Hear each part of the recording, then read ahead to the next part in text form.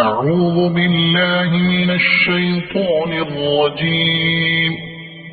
بسم الله الرحمن الرحيم.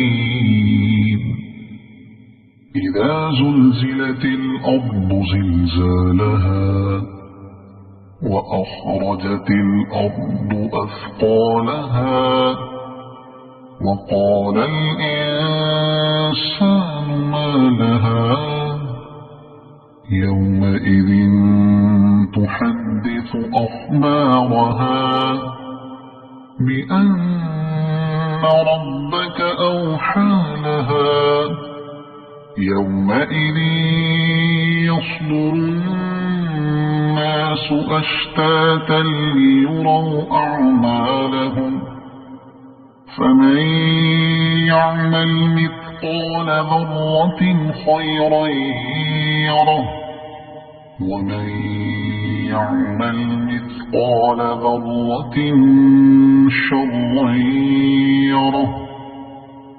صدق الله العظيم.